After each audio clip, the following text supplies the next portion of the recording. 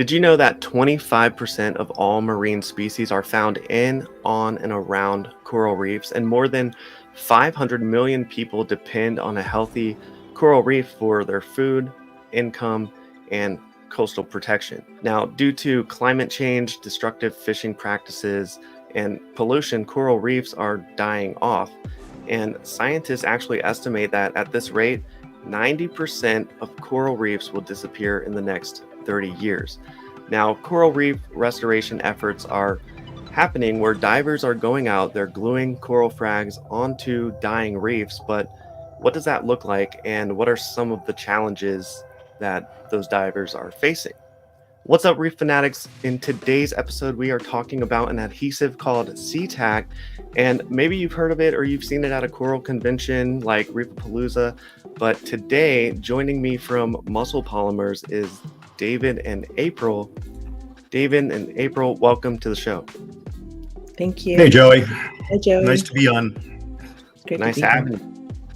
So today we're going to be talking about SeaTak. It is an adhesive for many different things, but as it relates to the aquarium industry or the hobby, it is an adhesive that has some special properties to it, or there's a special story behind it. But before we get to that, David and April, let us know who you are and what it is that you do with Muscle Polymers. I'm April Hayes. I've been with Muscle Polymers for almost 4 years, and I've worked with some startups, and I'm excited to work with, be a part of SeaTak and this development for core restoration.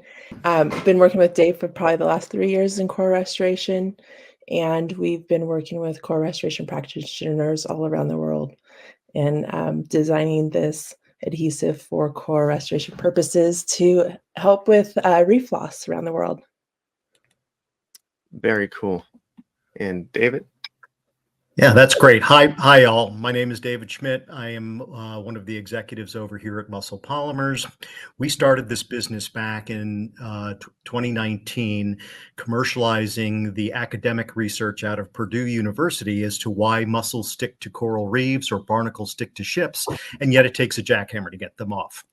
So we've been building this little piece of business here, and we now have a myriad of activity sets that run the full gamut, from industrial to biomedical to orthopedic to reef restoration and even the reef hobbyist.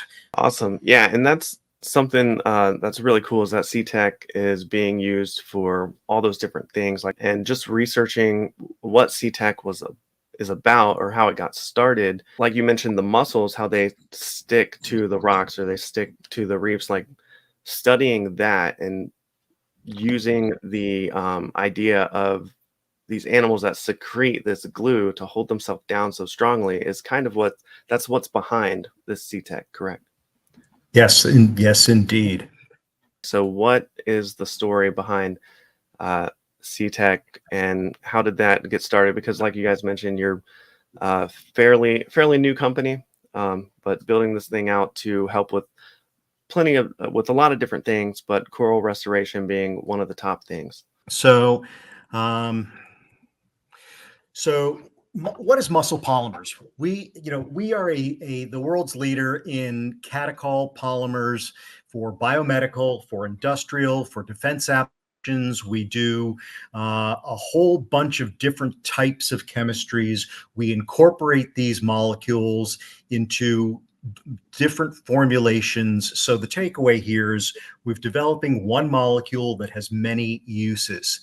So as you appropriately pointed out, a lot of this research is dedicated to why that mussel sticks to a coral reef. So here we have the blue-footed mussel, and when the blue-footed mussel wants to attach itself to an object or so, it sends out a tendril, and that tendril, at the end of that tendril, is a foot. Within that foot, it excretes a protein at time of use. Within that protein, there's an amino acid. Within the amino acid, there is a catechol compound. And that catechol compound is responsible for that underwater bonding. And so what that actually is DOPA. And if you look at this middle of the slide, you'll see a highlighted pink thing with a couple of hydroxyl groups that are hanging off it. That is actually the catechol molecule. We used that as the starting point to develop a biomimetic of a polycatechol styrene, a biomimetic copying something that happens naturally in nature. And it turns out that this polycatechol styrene is super simple and super powerful. We have our areas of corporate focus, and we've been prioritizing them on market size, ease of entry. And so there's an industrial segment, there's a coating segment, there is a dental and biomedical segment, and I'm including the reef restoration activity sets in this this industrial segment.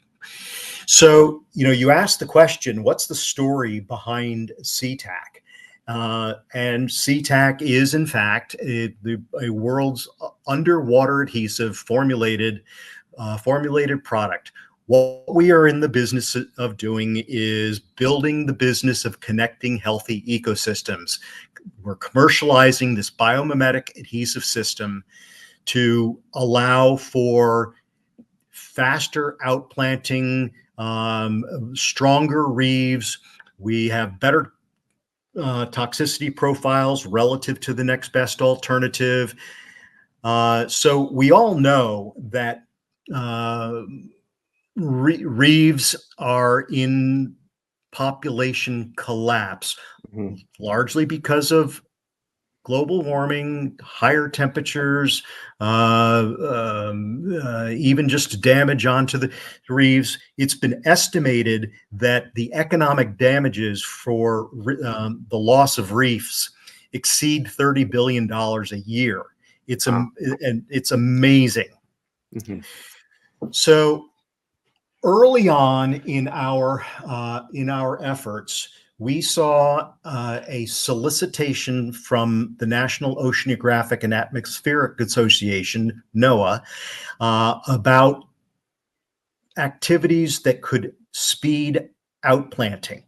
So NOAA got together with the defense contractor Draper to try to identify what the rate limiting steps were.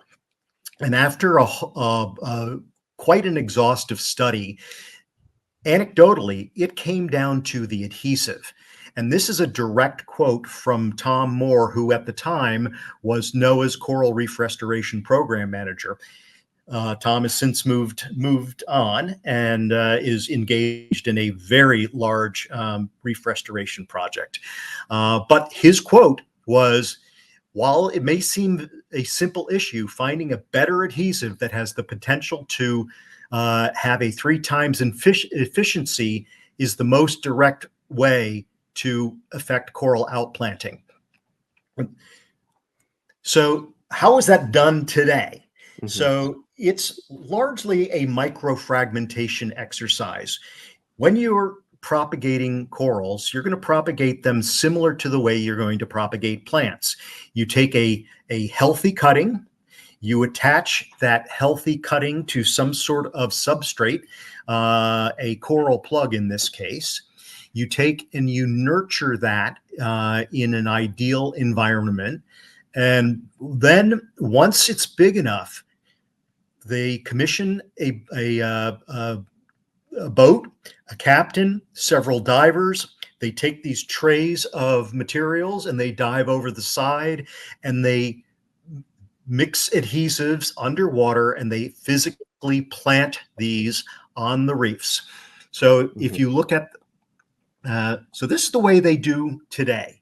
So some of the issues that we had to deal with when thinking about this is while attaching a coral fragment to a coral plug, there's poor wet adhesion.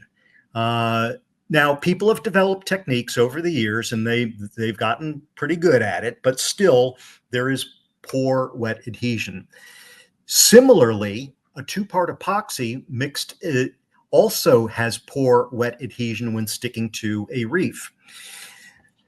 They both also are toxic. There's an irritation element to it. There's a toxicity profile associated with it. And this middle picture that you see is a cloud of amines that are being dispersed in the water as you mix the part A's and parts B together. So you've got a couple of problems with the toxicity irritating or even killing the corals that you're trying to replant. Oh, wow. So the other problem with the epoxy is it's clumsy, it's slow, and it's expensive. So picture yourself as a diver. You've got a part A and a part B, and it's like a putty, and you're spending 5 minutes, 10 minutes mixing this piece of putty underwater until you can start to press it and mechanically wedge it into the little nooks and crevices of the reef. So in order to scale in with an adhesive, you need a non-toxic wet binding adhesive, and the Muscle Polymers polycatechol styrene biomimetic would be a perfect fit for that. Yeah, because I imagine that being a diver, that's the last thing on your mind, right? That you want to get the corals that you spent all this time setting up on their coral frags and getting them to a healthy point. You're diving down to the rock. The last thing you want to do is mix this epoxy together and try to get it down on the rock work. Right. Yeah, that's exactly correct. So if you think about this for a little moment, a diver can probably plant 6 to 10 coral fragments in a dive before they run out of air. So let's just take the factor of 10 minutes. You need to mix your epoxies together for about 5 minutes, but you still also need to press it in, and you still need to shape it. And so what was it take 10 minutes to do a planting? So at 6 times 10 is 60 minutes, and a typical tank at 30 feet, will give you about an hour's worth of air, and then that diver has to come up.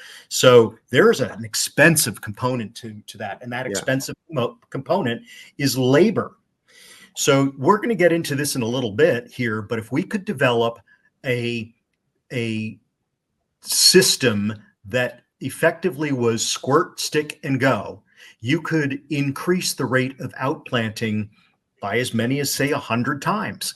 And so that was the basis or the genesis of how we got started with this. Fascinating. Yeah, because like you said, your oxygen being down there, you want to save time with planning, and something that's much more effective and something that you can work with that's more pliable, which is something that I'm sure we'll talk more about. But SeaTak is much more pliable, and the fact that you can work with it underwater is Yep.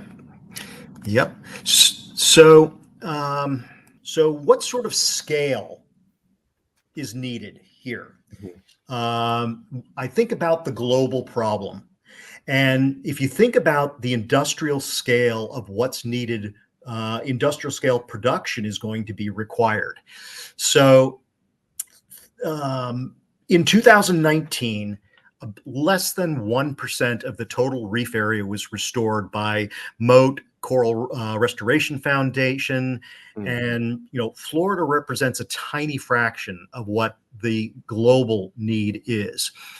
So there were 60,000 fragments planted in 2019. So that was probably a metric ton of epoxy. If we think about what that is in comparison, what you have, each coral fragment has an area. So let's just assume that each fragment, when planted, would need a square foot of space to grow out into. That would say roughly 37 million fragments would cover the area of 1.3 square miles, which is Central Park in New York City. So you would need 37 million fragments to just restore the area of Central Park. Remember that in 2019, only 60,000 were even planted. But let's translate that to the area that's been committed to in Florida and Florida alone. So if we do that, you notice that Central Park just went really small, but the Wow. Florida Reef area covers 231 square miles. By comparison, that is the area of Brooklyn, Manhattan, and the Bronx all added up. But that's Florida. Hmm. What about the Great Barrier Reef? Well, the Great Barrier Reef restoration activities is 134,000 square miles. Wow. That is the entirety of the Northeast plus New Jersey and New York. So what's being done today doesn't even fill the pond in Central Park. What the need is greater than the entirety of the Northeast of the United States. So we're talking a need of material at rail car scale. Yeah. So anyway, that gives you an idea of how big this problem is to be solved. Yeah, absolutely. And I think like a lot of people may not be thinking of just how big of a problem this is. I mean, when we talk about people that people that depend on the reefs to protect, like the coastal protection that reefs provide. I mean, just seeing the scale there that you've shown, it's very important. It's very Yeah. important. And there's a huge need, especially for a way to be faster and more efficient at planting new corals. Right. Exactly. Some people might think, oh, well, what about, cement, using cement for an adhesive? We're talking about adhesive to adhesive. So we're talking about Mhm. epoxy cyanoacrylate, and in that realm is SeaTak. So yeah, cements are part of it. And we're looking for ways to kind of bridge between bringing down the price, making it be able to go much faster, quicker, efficiently, because there's lots of stuff we can do on land. Yeah.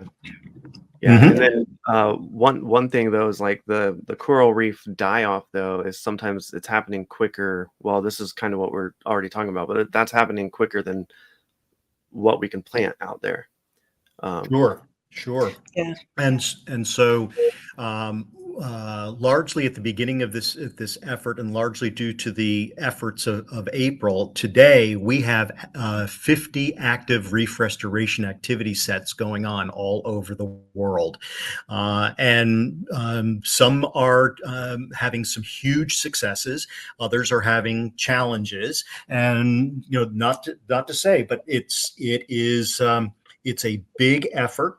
mhm, We have activities in the Caribbean, in Hawaii, in South America, in Japan, in New Zealand, in Australia, in Taiwan, and the lists really go on and on.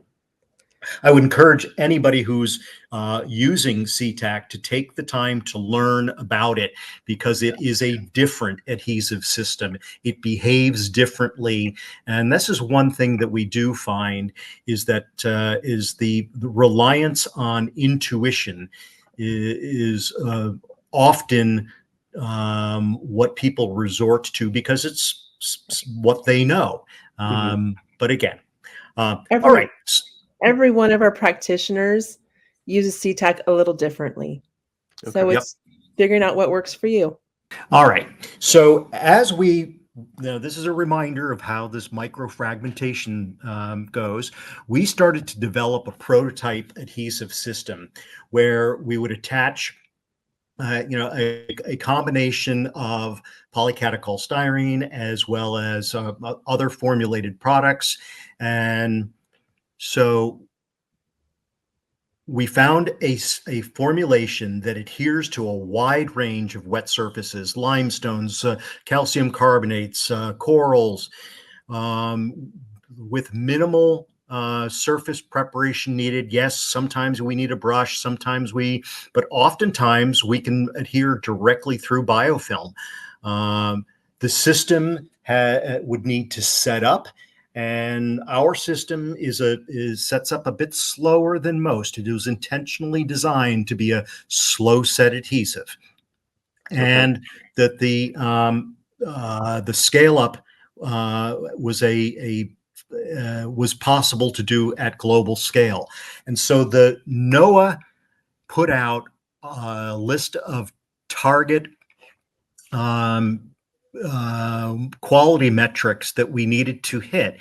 And we've hit every single one of those targets. It has to work in seawater. It has to be negatively buoyant. There has to be minimum surface prep. It has to be sticky and tacky and grabs and blah, blah, blah, blah, blah. The list kind of goes on. Yeah. We compared the SeaTak to other to cyanoacrylates and epoxies and ran side-by-side tests with our scientists. And this is a stoplight chart of how SeaTak performed. So we ended up with a go-to-market strategy and looked at two segments, the reef restoration community, as well as the marine hobbyist aquarium space. Now, in the reef restoration community, it's largely characterized by non-governmental organizations, as well as teams of people that just want to do good.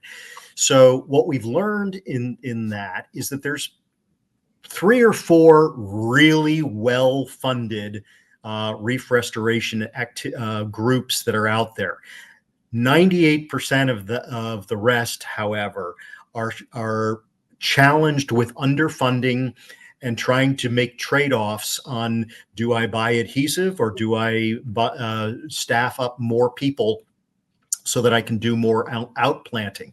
So we're trying to address those. But in our commercial side of things, we said, interestingly enough, the saltwater hobbyist market, the coral saltwater hobbyist market worldwide is it's just under $4 billion worth of market size. In the United States alone, the saltwater aquarium market is a $700 million market. Now, not all of that is adhesive. That's also all the other components that go along with that. But it said something very real, that, you know what, we could build a very nice little business by having a hobbyist product. And we launched the SeaTak in Q1 of 2023 to the to the coral hobbyist market, largely by attending trade shows.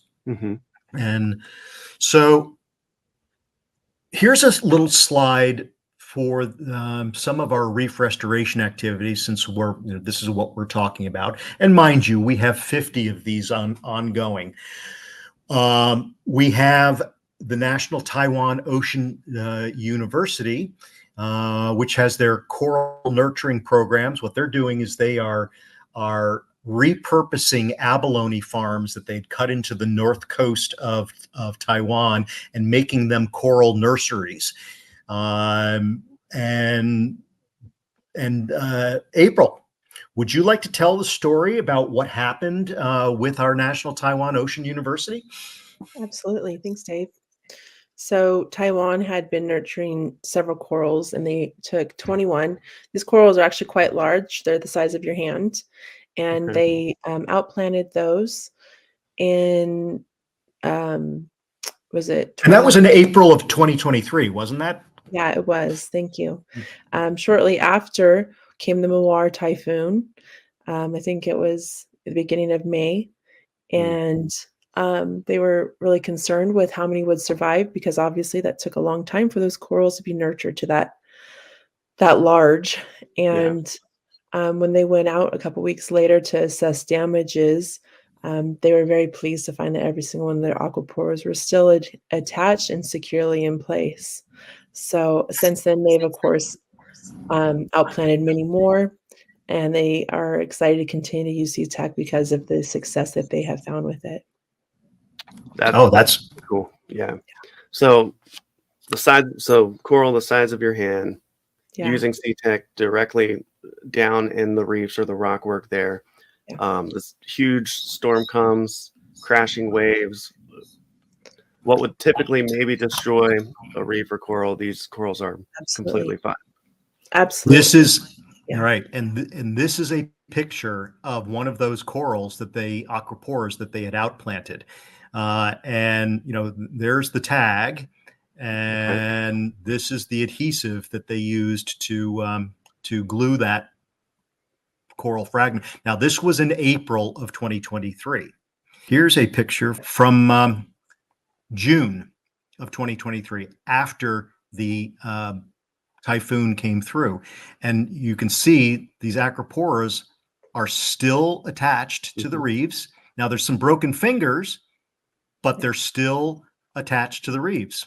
Yeah, that's incredible. Yeah.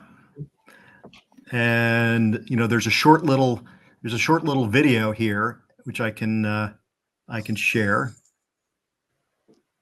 Okay, and so that's them diving down, checking Yeah. the corals and seeing just how sturdy and how strong they are still on the rock work there. Yeah. Cleaning them off. Yeah. Cleaning them. Okay, So, very cool. yeah. One thing I did notice here, and I wanted to point this out, is to you and your listeners, Mhm. the corals and the coral polyps, they like to grow. They like SeaTak. They like to grow over top, unlike the cyanoacrylates, unlike the epoxies. So if you notice this adhesive that we see here on a freshly planted acropora, here you got the adhesive, and here you've got the coralline algae that's already growing over top of that. We also find that coral polyps grow over top of the adhesive, and this was only in 2 months. Okay, Yeah. pretty quick. Pretty quick. Here's a image of a microfragmented in a tank, and right here at the bottom is where the SeaTak is adhering this to the rock. And if you look, you've got these coral polyps that have just grown right over top of them. And then here's another one over here on this side. Very nice. Yeah, so the coral tends to it's adapting to it, and it likes it just fine. It's not bothering the coral because the coral's growing more and covering that adhesive. Yes. And if you propagate corals, you'll find that corals have a tendency to grow out before they grow up. Right. Yep. The other thing that you might find interesting is that one of the reasons that we think the corals are doing well with the SeaTak is because it's highly loaded with calcium carbonate. And it off-gases just a little bit of carbon dioxide, which they actually like. Yeah, that's what I was going to get into next is the toxicity of it, or what happens once it's applied in the water. Because I was watching some videos earlier and I noticed you guys were talking about little bubbles that you might see form up or as it's curing, and those are just off-gassing CO2. Yeah. Mm-hmm. So I believe you have a demonstration, and we'll talk about like how is we've touched on SeaTak's intended to be used in the application, but we can take a look at that. Yeah. Well, okay, so here we have some SeaTak, and I'm going to open up the box here and pull this out, and for any of your listeners, definitely read the instructions. Read the instructions. Instructions are important. Yes, but take your tube of glue, open up, puncture your seal. I'm going to puncture that seal. Okay, and now I'm going to squeeze out some SeaTak. There we go. I'm squeezing out some SeaTak here. This is super, super sticky and tacky. It is super sticky and tacky even underwater. You see how tacky that is? Okay. Let me and clean my fingers off here for a minute. Yep. Cleanup's important. What's that? Cleanup is important. Yep. Cleanup is extremely important in SeaTak. I'm glad you mentioned cleanup, because in an uncured state, you can clean up with normal things like isopropanol or acetone. Once it's cured, it is permanent. So unfortunately, we had one user that got SeaTak on her $3,000 underwater camera. Thankfully, it was on a decorative space, but it's now a permanent fixture of her camera equipment. Wow. All right. So I've just poured some of that water into a small beaker here, and I'm going to take a tongue depressor, of which I'm going to squeeze out some SeaTak. Okay. So there we got some SeaTak. What I'm going to do is I'm going to push this under the water, and I'm going to adhere it to the side of this beaker. And then watch what I do with this. Underwater, push to the side. Ready? Love it. It's immediately sticky and tacky. And the neat thing about this is I can remove it, put it somewhere else, and it's still sticky and tacky underwater. Yeah, that's insane. But at this first stage, though, it's still pliable. You're still able to work with it. Correct. Yeah. You have about Correct. 20 to 30 minutes of work time where you can reanimate it and reapply it. So what we mean with reanimate is like reworking the material around, because any part that water touches is starting to activate, is starting to cure. So after that 20 or 30-minute time, you'll start seeing a little shell beginning to happen where it won't be tacky. So to get that tackiness back in that 20, 30 minutes, you stir it up and Makes it, it goes tacky again. If you continue to do that, it'll start turning into what people tell us is like bubble gum. It's just like not sticky. Gotcha. Right. Yeah. So, granted, this is a dead fragment. Okay, I'm going to take this dead fragment and I'm going to put it in that water there. So I'm going to take my little, where am I? I'm going to take my little coral plug here. I'm going to, put some adhesive onto that coral plug. I'm going to bring out my thing. I'm going to shake it off. I'm just going to dab it dry, and then I'm just going to stick it right in the middle. And there we go. Nice. Yeah. And now I'm going to take this and put this in a nurture. Now I can sit here and shape the adhesive a little bit if I want to. Right. Create a little magnet for it. Yeah, if you want to. Or some people have texturized it. They put a little sand on the bottom. You can do that as well. But then what you do is you take this and you put it underwater in a nurture in an environment where it's will grow and develop. And once it gets big enough. So that's how your basics of how that happens. Now we have developed a tube of glue of SeaTak. We've got 3 different product variations right now, and we can develop other ones. We have the standard caulk tube, of which the reef restoration practitioners are using caulk guns, to which they will dive and squirt, stick, and go. And we also have another version of this, which is a syringe tube. And that syringe tube, you can take an 8-gauge needle. All right. I'm going to pull off the protective backing of this. And that goes into a gun of sorts so that you have precision work. So SeaTak works really, really well in a lot of different environments. It's not just for attaching corals to coral plugs, but it's for attaching rockscapes and reef structures. It's an excellent gap filler. People have used it for other things. It's just a really nice, good adhesive that has a plenty of other applications. That's what we have to show. One of the questions we get is, what happens when I put SeaTak on underwater and it doesn't stick?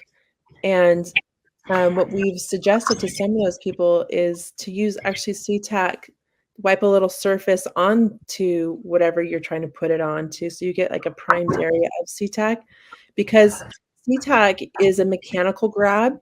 So if you can, get it on into some grooves, SeaTak sticks to SeaTak really great. So sometimes that's helpful, and people find that that's really efficient for underwater adhesions. And to that, I know we've also done some product development too. Cool. Yeah, because the demonstration, yeah, it bonds very well in the water, but you're still gluing the frag to the plug outside of the water. But like you said, the caulking gun is used by divers to travel down to the actual reefs and to work that right onto the rock work. Right. So yeah, so rubbing a little bit of SeaTak on that surface to get it grabbing, and Yes. then applying more, and then planting your coral. Yep. Or doing your roots. Right, because That is remember we correct. talked about because it's activated by water, Yeah. that you get that initial grab, but as you continue to work with it, you might lose some of that grab. So to either if you can't reanimate it, then use the mechanical grab of it and allow the adhesive to be the sticky place for new adhesive. If that makes any sense there. Yeah, absolutely. Yeah. So here are Just just some of the products here, like you've showed, but here's some pictures of them as well. So SeaTak's super unique, using the proteins of mussels and making the synthetic adhesive from that. That's just really fascinating as well. And so we've already touched on what makes SeaTak unique from other adhesives for our aquarium and coral restoration. But if we want to touch a little bit more on, like, for example, a lot of hobbyists are already using super glue. So as long as it's gel super glue, it's cyanoacrylate. I mean, that's what I've been using for a long time. One of the things that I've fall into whenever you're putting your coral on the frag plug with super glue, it wants to give way or fall over. You have to kind of hold it there for like 30 seconds or more, and then activate it with seawater. But SeaTak, you're just putting a mound of glue on there, like you demonstrated, and sticking it right on. And yeah.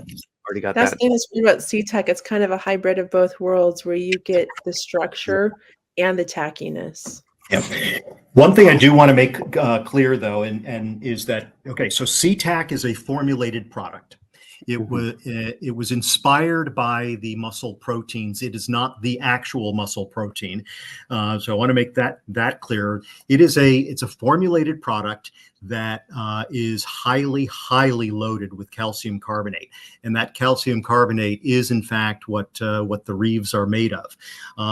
Now, we do in conjunction with the formulated SeaTak, we also have pure polycatechol styrene in a solvent carrier to be used as a primer in those situations where you might be super challenged to get stickiness underwater, where you might want to take a PCS primer and prime the coral plug. And then once this dries, you now are using it in conjunction with the SeaTak. So I just wanted to make that clear. Yeah, very cool. Good. So as I've said before, we have and I do want to come back to well, actually, let's just jump to it because you asked the question. People use cyanoacrylates, and it's been around. People have figured out how to make them work, and whether it's a direct Gorilla Glue or whether it's a gelatinized, more of a gel glue, it's still a cyanide group, and it still is toxic to corals. Oftentimes, people see the bottom third of their coral frag burn because of the cyanoacrylate and the toxicity. They're often referred to as lollipop corals. Where the bottom is burned but the top is still good. So yes, if cyanoacrylate works and you know how to work with it and you know how to work around it, great. Every adhesive has its applications and its users. So if it's working for you, fine. But if it's not, give SeaTak a try. The other thing about so you've got the toxicity, you've got the floating strands. So sometimes when you try to glue with the cyanoacrylate, you get these little bubbly kind of strands that pull out, and you end up with cyanoacrylate everywhere on your fingers. And it's one of those things you have to deal with and have to clean up all the time. Another thing you're going to run into with cyanoacrylate is taking that tube of glue actually underwater. If you dispense that, the water will cross-link the cyanoacrylate and then render your tube non-usable. Yeah, the whole tube. And that leads into a question that I had was with SeaTak, if they're taking these big caulking guns down in the ocean with them, are they using the entire tube? Like, is it going to dry out your tube of SeaTak? Like, how does that work? You're able to use what you need, and then we recommend putting a blob on the end so that it can cure. But you should be able to pull off that blob, kind of like a cork, and then be able to reuse it again later. So as long as the rest of the stuff inside the tube has not seen moisture, it will still be fine. Yeah. So I'm just going to restate what April just said. What we have found works really well is when I'm done and I haven't finished using my whole caulk tube, I will dispense a blob at the end of the tube here and allow that to cure. Oftentimes I use a 3M sticky note to have that blob stick to, because once that's cured and I go to use it again, I grab that blob and I twist it and I just yank it and I pull it out, much like I would pull a cork out of a bottle of wine, and everything in here is still usable. Right. I do have several people that end up, and I do it too, end up gluing the cap back onto the tube, and and they can feel that inside it's still good, but the tube's plugged. Yeah. Right. So what you do there is either you use a pick and work the pick out, or take a small drill bit, because it's only cured 1/8 of an inch down. So you can drill into it. Now you've got your tube again. Another person, instead of doing that, what she did, and she's a reef person, she took toothpick and she poked the toothpick here and then squeezed it. Squeezed it like squeezed it, and then when she went over on this side and poked one over there and squeezed some out, went over on this side, and she ended up using the whole thing, much like you would exhaust a toothpaste tube. Yeah, that's very cool. Yeah, that's good to know that you cap the end of it and it stays good. Yep.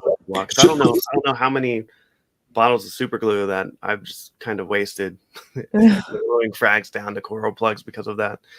Um, Well, what we've a couple of tips on that. Yeah. Clean your threads. mhm. Yeah. Okay, use acetone or ethanol or isopropanol. Clean your threads. Some people have used a small bit of silicone grease for plumbers, and they put a little silicone grease around the thread before they put the cap on. It's okay if the cap is stuck, because if the cap is stuck, you can take a pair of pliers, and this is plastic, and just kind of not crank down on it, but kind of squeeze it a little bit Yep. and then whoop, there it goes. I've even used a little tiny bit of cooking oil just Okay, around the Yeah. thread, and it works for me. works for you. I All didn't right. do that on this one, clearly. So, Very cool. so yeah.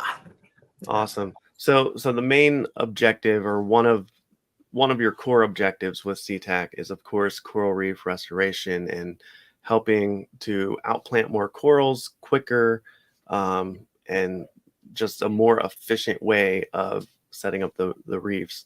And then also the hobbyist side that you talked about, providing a coral glue for us as hobbyists to frag our corals, glue them down. Now with the all right, so how can the hobbyist help contribute or support? Like when we buy a tube of SeaTak, is some of those proceeds going to reef restoration, or is it just directly impacting that or helping with that because the product is being used to plant corals? Right. Really, really good question. And I'm going to tell you to stay tuned. Okay. And so we are trying to address this right now, and I'm in April. I'm setting you up to talk. Yeah. So as we thought about, and as I mentioned before, in the reef restoration community, 98% of the groups are not well funded, and they have to make trade-offs. And so, how do we support, or how are we trying to do that? Yeah, it's been a big problem. We've had people who have built businesses in the industries, suggest to practitioners, hey, think of maybe, building a business. But a lot of them are into more the philanthropic side of things, and that's just not their thing. But it's still something that we need to look at because they do need adhesive. They do need a lot of help doing the work that they're doing out in the ocean. And so Right. we've So been working closely with them to try to problem solve some ideas. And we've got a couple ideas that have been running around in our heads, and we're working with a couple groups to see if we can execute these. But it's still something we're working on. In the meantime, though, we send quite a bit of glue out to the reefs on our own expense. Yeah. true. Yeah. Yep. But we're thinking about, do we set up a separate 501c3 Yep. not for profit Right. that would, for every tube of glue that is sold, Muscle Right. Polymers donates $1 to, or some number to Mhm. the not for profit, and then Right. we've engaged a couple of groups to help us with that, because that's something that we're not experts in. Right. And so back to the original answer is, yeah, that's a really good point, and stay tuned, because that's We that's are right. Now working on there is an education element to this as well. So we've got a specific group out of Hawaii that is going from um, restoration activity to restoration activity, teaching them on the effective ways, the proper ways of technique and what works. So there's some of that as well. our Okay. practitioners are the ones we generally are educating. They're not Mhm. necessarily the ones outplanting. So there's a bit of a gap there to getting proper education to citizen scientists. Yep. Okay. People like you and me who want to really help out, you know. Hmm. Yep. That's true. So for the Aquarius, or for the hobbyist that is looking to, I guess, further their education on coral restoration, or to jump in and see more about what SeaTak is all about, what are some of the places they can go to find that information, and how can they get their hands on SeaTak? Fantastic. You can go to SeaTak.com. There's actually quite a few videos on there about SeaTak, how to use SeaTak. You can also order at SeaTak.com. And Yeah. there are several retail establishments. We have a running list on that website of who's carrying things. Yes. Um, and it's available directly. And and we can direct some of your listeners to places where they could procure it as well. Right. If you can't find it Yep. locally, you can get it online from us. Okay, very cool. And I'll link some of those in the description below for you guys to check that out as well. In closing, is there anything that you would like to add on to the goals of SeaTak, what SeaTak is trying to accomplish, how to use SeaTak for the reef hobbyist, or the coral reef restoration projects, or someone involved with that's listening to this podcast? My thought was, you know, if you're into coral reef as a hobby, fantastic. Like, get your fingers on it, work with it, try it out, understand it. We're happy to answer questions, and I think it'll also be helpful with understanding a bigger issue that we are all affected by, is the decline of the coral reefs, and how do we like show up as citizens to help in that. Um, and so I think getting really familiar with um, using SeaTak, because it is the only underwater adhesive really made for underwater coral restoration, that can help in moving towards bigger solutions and education, for all of us to be able to like make a difference. Very cool. Well, thank you so much, David and April, for coming on the podcast and sharing about SeaTak and how it's being used in coral reef restoration around the world, and how we can use it as hobbyists as well. So thank you so much. You're certainly welcome.